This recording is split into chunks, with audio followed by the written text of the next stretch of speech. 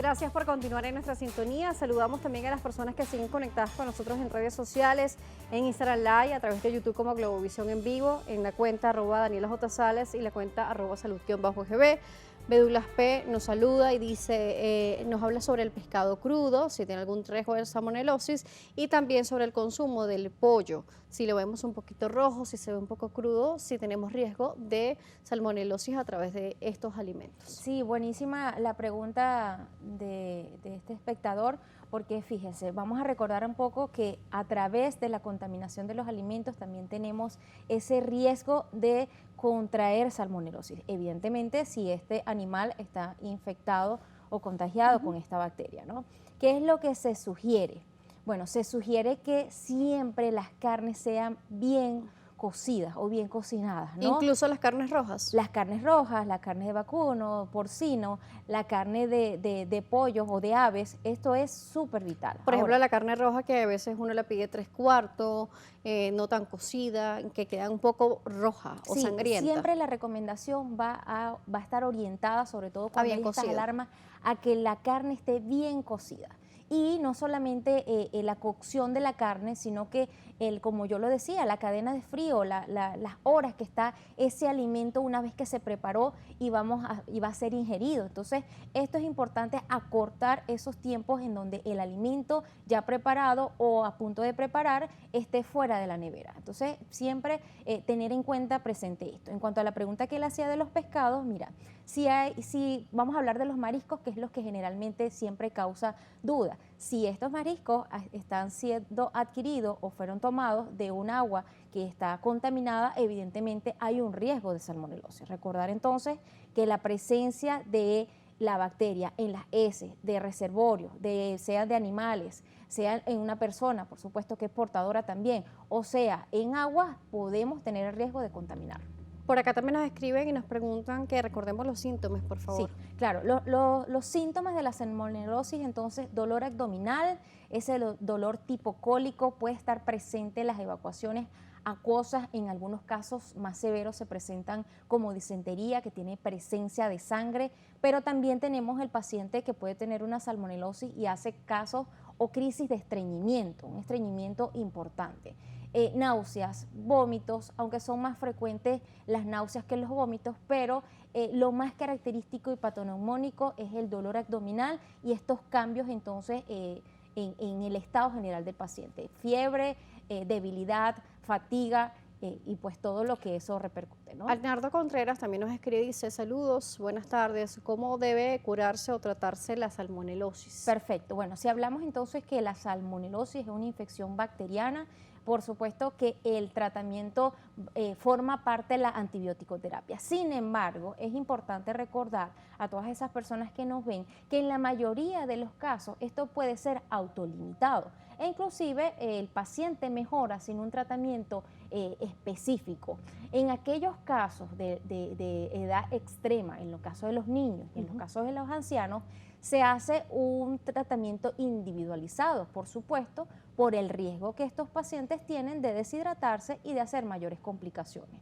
Entonces, de acuerdo a las comorbilidades del paciente, al compromiso o no del sistema inmunológico, si el paciente tiene alguna patología de base, es que se va a establecer el tratamiento y que en muchos casos, por supuesto que el arsenal, y tenemos una gran herramienta, los antibióticos que se van a individualizar. El médico es el quien va a determinar una vez que se confirme o que se haga el diagnóstico exacto, que va a estar dado por cultivos, por una serie de marcadores o de paraclínicos. Una vez que se confirme, el médico es quien establecerá entonces este tratamiento y si los antibióticos forman parte de él. Sí, nos preguntaban también hace unos minutos si existe algún riesgo en alguna edad específica o si en alguna edad somos más propensos o no a la salmonelosis. ¿Esto tiene algo que ver? Sí, lo de las edades extremas, no solo para la salmonelosis, sino de manera general, porque como lo decía, son los pacientes que pueden complicarse con mayor facilidad. En el caso de los niños, bueno, si están en contacto con animales, si están en contacto con terrenos, con polvos, con heces, por supuesto van a ser de mayor predisposición. Pero básicamente es el cuidado que se hace por las complicaciones que pueden desarrollar estos extremos de la vida. Nos estaba hablando también uno de los usuarios y nos preguntaba sobre el olor y color, si existe alguna forma en el sabor, color, olor del alimento en determinar que algo no está como bien. Sí, claro, bueno, ya hay algunas medidas que nosotros en líneas generales podemos observar del alimento, ¿no? Y aquí hablamos entonces de las enfermedades transmitidas por los alimentos, que no solamente hablamos de la salmonelosis, podemos hablar de patologías virales, de otras patologías como procesos parasitarios, bacterianos inclusive. Entonces, siempre lo que nosotros observamos en los alimentos es que tengan una buena presentación, que tengan una buena coloración y un buen olor. En el caso en que estas anteriores, por supuesto, no se cumplan, es importante que descartemos enseguida este alimento, porque no solo podemos hacer infecciones, sino que podemos tener intoxicaciones. Aquí sí hablamos de toxinas que se pueden presentar por descomposición de los alimentos. Entonces, importante esto. Por acá nos saludan también desde otras latitudes, nos saludan también desde Perú, por acá también está conectada Alicia Fenchuy, Alicia Sánchez, nuestra compañera, dice, excelente la doctora Criselis, por acá la saludan. Y vamos a hablar entonces de las pautas que nos nombraba antes de irnos a la pausa que teníamos que seguir. Sí, mira, todas las recomendaciones, y yo siempre trato de hacerlas muy sencillas, pero vamos a ser reiterativos con el lavado de las manos, que ya es parte o es costumbre, no solamente en los programas de salud, sino en nuestro día a día, ¿no? Por todo lo que acabamos de vivir. Entonces, el lavado antes y después de la manipulación de los alimentos. El lavado, por supuesto, después de esas idas al baño. Es importante que nosotros separemos en cuanto a las herramientas en la casa, separemos la tabla que utilizamos para las carnes, separemos la tabla que utilizamos para los vegetales.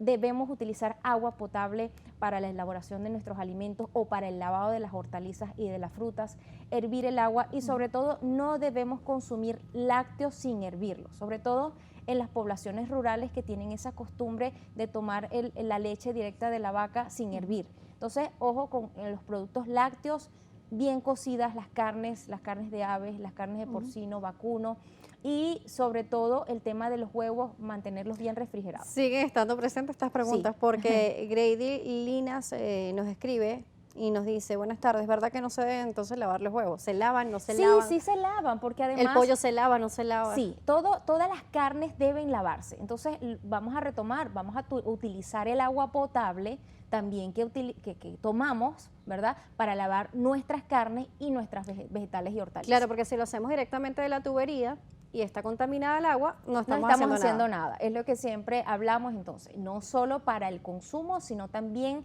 para lavar la desinfección de los vegetales y hortalizas que vamos a utilizar. Alicia nos está preguntando si estos procesos pueden ser causantes de la mala digestión recurrente. ¿La salmonelosis puede causar esto?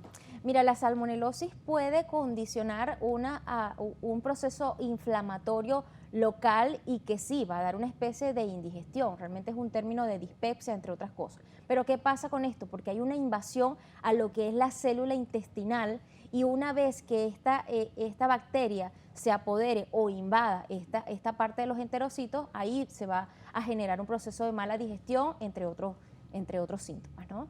Doctora, se nos terminó el tiempo, quedaron preguntas. ¿Cómo la contactan? Bueno, me pueden ubicar a través de mi Instagram, gastro-salud, a través de mi número telefónico 0424-198 0043. Gustosamente, a través de mis redes sociales y mi número telefónico, podré atenderles. ¿Repetimos el número lento? Sí, 0424-198 0043. 0043. Gracias por acompañarnos. Gracias a ustedes por la invitación. La doctora Criselis Gómez Bolívar nos estuvo acompañando. Estuvimos hablando sobre la salmonelosis, resultado de la salmonela. Y además queremos agradecer, como siempre, que nos acompañe. Por @salud_gb y por el Instagram Live, @DanielJ Salas. Será hasta una próxima oportunidad.